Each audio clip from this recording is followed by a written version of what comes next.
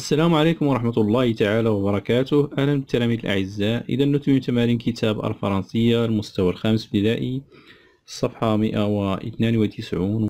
عندنا اليوم ليكتور راكونت موا انترنت، يعني تحدث لي عن الانترنت. غادي نقراو النص. Avec internet tu peux écrire à un autre abonné qu'il soit ton voisin ou qu'il habite à l'autre bout du monde. Tu peux faire des recherches, échanger des idées, faire des achats ou même payer tes factures. Grâce à Internet, j'ai appris beaucoup de choses sans quitter ma chambre. Hier, par exemple, j'ai visité la ville de Fès via l'écran de mon ordinateur. J'ai alors apprécié l'espace de la fontaine Njarin, un vieux musée et des magasins qui datent des siècles passés. J'ai visité également le mausolée Moulay Idriss, le fondateur de la ville. Ce mausolée est décoré de bois sculpté. Les murs sont tapissés de teintures en rouge et vert. Des tapis immenses couvrent le sol. Un peu plus loin, j'ai vu la Qarawiyyin avec ses fameuses fontaines en marbre. Ces portails immenses en bois massé. Avec Internet, tu peux connaître la Tour Eiffel ou le mur de Chine, visiter New York ou Venise, bref, le monde entier qui devient de plus en plus petit. إذا غادي نعاودو نقراو نشرحو يعني بالعربية. تحدث لي عن الإنترنت. من خلال الإنترنت يمكنك الكتابة إلى مشترك آخر، سواء كان جارك أو يعيش في الجانب الآخر من العالم. يمكنك إجراء الأبحاث وتبادل الأفكار والتسوق وحتى دفع الفواتير. بفضل الإنترنت تعلمت الكثير دون أن أغادر غرفتي. بالأمس مثلا زرت مدينة فاس عبر شاشة جهاز الكمبيوتر الخاص بي. زرت نافورة النجارين القديمة. زرت المتحف والمتاجر التي تعود إلى قرون مضت، وكذلك ضريح مولاي إدريس مؤسس المدينة. هذا الضريح مزين بالخشب المنحوت، الجدران مغطاة بالورق الأحمر والأخضر، سجادات ضخمة تغطي الأرضية. بعيد عن ذلك رأيت القرويين المشهورة بنوافذها الرخامية وبواباتها الضخمة المصنوعة من الخشب الصلب. من خلال الإنترنت يمكنك التعرف على برج إيفل أو سور الصين أو زيارة نيويورك أو البندقية. باختصار العالم كله أصبح صغيرا جدا. أولا j'observe et je découvre. J'observe le titre, le texte et l'illustration. يعني ألاحظ العنوان، النص والتوضيح. التوضيح والصورة. إذن je dis de quoi il s'agit. Il s'agit d'un voyage virtuel avec des médias connectés à Internet. يعني سفر افتراضي عبر وسائط مرتبطة بالإنترنت. Il s'agit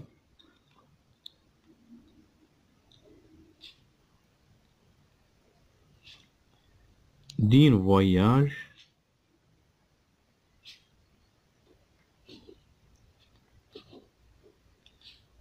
voyage virtuel يعني افتراضية virtuel avec des médias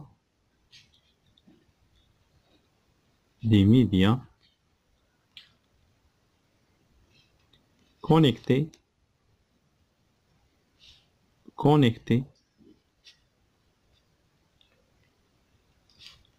à Internet.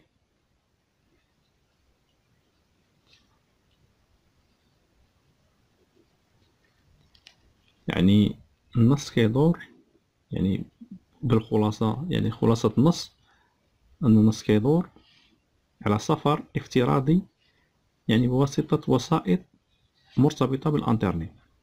J'écoute attentivement la lecture magistrale. أقرأ أو أستمع جيدا للقراءة البارعة. Je lis silencieusement le texte. أقرأ النص بصمت.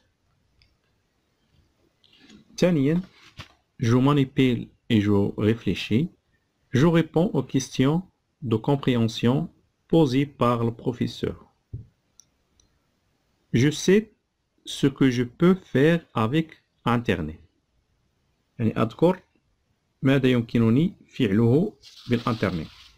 Avec Internet, je peux faire des rencontres, des recherches, des achats, payer des factures, échanger des idées.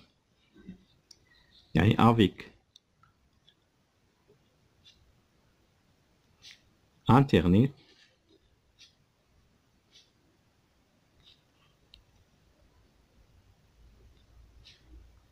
je peux faire des rencontres,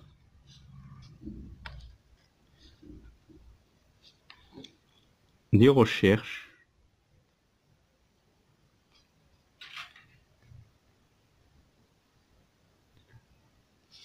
des achats,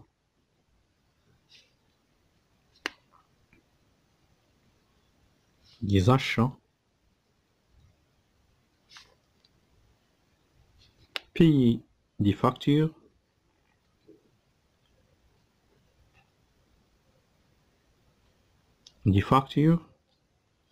échange des idées.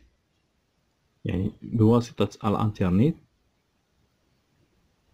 يعني ممكن أن أقوم يعني بالتعارف أو بالأبحاث أو بالتسوق أو دفع الفواتير أو تبادل المعلومات. Je sais ce qu'a fait l'auteur grâce à Internet. L'auteur a visité les monuments d'Éphèse. يعني غنديرو إلى زيد غنشتي لينا هاد الدبانة صاحبي، هاد الدبان نشو علينا باش ما هذاك الفوطه بشويه خلعو يمشي. Il a visité les monuments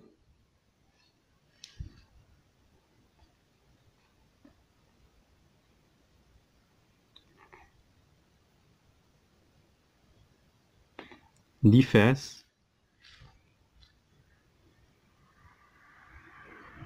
la fontaine Najarine,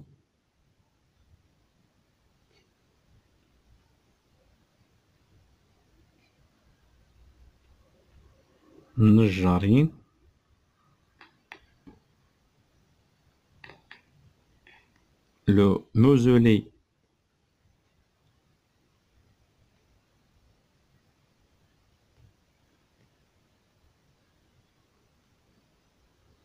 Moulay Idriss,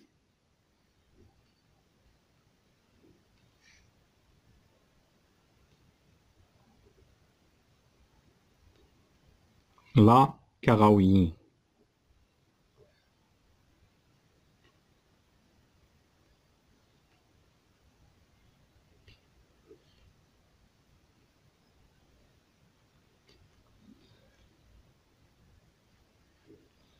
يعني l'auteur ou bien elle a visité les monuments d'Éphèse، يعني معالم يعني عبر الانترنت، يعني الكاتب زار معالم فاس، يعني لا فونتين النجارين، نافورة النجارين، لو موزولي مولاي إدريس، ضريح مولاي إدريس، ثم قرويين. Je relève dans le texte les phrases qui montrent qu'Internet est un moyen de voyage virtuel. يعني استخرج من النص الجمل التي تبين أن الإنترنت وسيلة سفر افتراضية. نرجع للنص. J'ai visité، هنا j'ai visité la ville de Fès via l'écran de mon ordinateur. يعني زرت مدينة فاس عبر شاشة جهاز الكمبيوتر الخاص بي. يعني هذه الجملة الأولى. Avec Internet, tu peux connaître la Tour Eiffel ou le mur de Chine, visiter New York ou Venise, bref le monde entier qui devient de plus en plus petit. يعني بواسطة الإنترنت، من خلال الإنترنت يمكن التعرف على برج إيفل أو سور الصين أو زيارة مدينة نيويورك أو البندقية. يعني هاد الجمل هما اللي كيبينوا بأن راه الإنترنت وسيلة للسفر افتراضي. إذا عندنا هاد الجملة منه، يعني منه حتى له. Je découpe le texte en partie، يعني première partie deuxième partie. إذا première partie يعني في النص غنقسموه لجوج فقرات. الفقرة الأولى غتبدا من افيك انترنت حتى انبوا ماسيف. يعني هنا بين لينا مزايا الانترنت، ثم هنا عطانا يعني مثال لزيارته إلى فاس، يعني عطانا مثال لزيارته إلى فاس. إذا هذه يعني الفقرة الأولى حتى لهنا. من بعد الفقرة الثانية بدات من افيك تاني افيك انترنت، يعني هنا وجه لنا الخطاب يحثنا على زيارة بعض المعالم العالمية يعني عبر الانترنت. إذا الفقرة الثانية غتبدا من افيك انترنت حتى إذا هادشي اللي كاين في الصفحة 192. إن شاء الله نتلاقاو في صفحة قادمة بحول الله، والسلام عليكم.